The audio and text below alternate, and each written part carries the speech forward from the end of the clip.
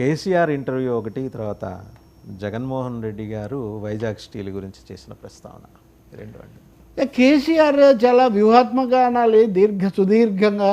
ఒకప్పుడు ఇంతకుముందు కూడా 5 గంటల పాటు ఆ ఛానల్లోనే ఆయన ఇచ్చి అప్పుడు ఆయన పార్టీ కొంత తగ్గుముఖం పడుతుందన్నప్పుడు బహుశా నాకు అలాంటి పరిస్థితే గుర్తొచ్చింది. ఇప్పుడు కూడా మళ్ళీ కేసీఆర్ ఓడిపోయిన తర్వాత కనపడ్డు, అసెంబ్లీకి రాడు, ఇలా చాలామంది మాట్లాడారు. ఆయన క్రూసేడరు, ఆయన క్రియేటరు, ఆయన ఫైటరు. అందులో తప్పులు ఒప్పులు చాలా ఉంటాయి.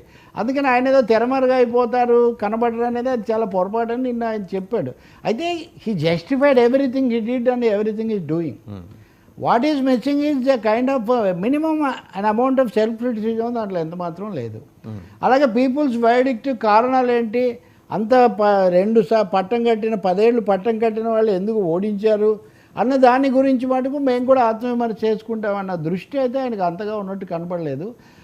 ప్రజలకు తెలియక ఓడించారు, రేవంత్ రెడ్డి లేదా కాంగ్రెస్ వాళ్ళకి తెలియక తప్పులు చేస్తున్నారు, మిగతా వాళ్ళు తెలియక మేము దెబ్బతింటామంటున్నారు.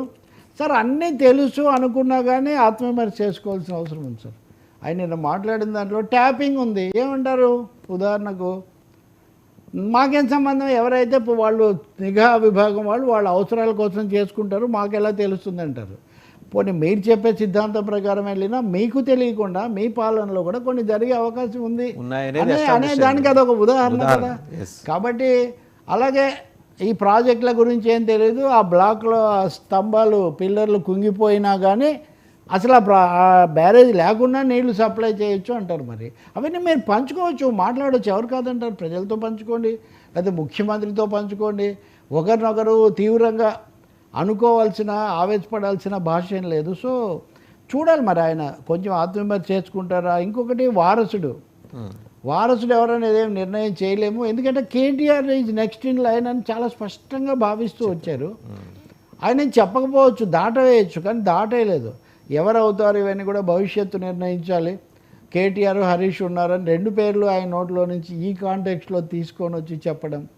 సో ఇంట్రెస్టింగ్ అదొకటి. ఆంధ్రప్రదేశ్లో జగన్ గెలుస్తాడని చెప్పడం తనకున్న సమాచారం అని. ఇప్పుడు దాని మీద మళ్ళీ సోషల్ మీడియాలో వైసీపీ టీడీపీ వారు జరుగుతుంది. ఆయనకు తను ఓడిపోతాడో లేదో తెలియదు, ఆయన ఏం చెప్తాడని టీడీపీ వాళ్ళంటే, మరి ఇన్ని తెలిసిన మీ చంద్రబాబు నాయుడు అంత పెద్ద రాష్ట్రంలో 23 కదా తెచ్చుకున్నాడు, ఈయన 39 తెచ్చుకున్నాడు, కొన్ని తగ్గినాయి. కాబట్టి చంద్రబాబు ఏమో చాలా గొప్ప అని మీరు అంటారు, కేసీఆర్ని ఎందుకు తీసేస్తారని వీళ్ళ సమాధానాలు. దీనికేమి ఎండ్లెస్ అఫైర్గా ఉంది. బట్ ఆయన అయితే తన అభిప్రాయం చెప్పాలనుకున్నట్టున్నాడు. ఇటు ఒక మాట అయితే ఇప్పుడున్న రాజకీయ పరిస్థితుల్లో కేసీఆర్ బలపరిస్తే అది ప్లస్సా మైనసా, పాజిటివా నెగిటివా అనే విషయంలో ఎవరి వ్యూ వాళ్ళకు ఉండొచ్చు.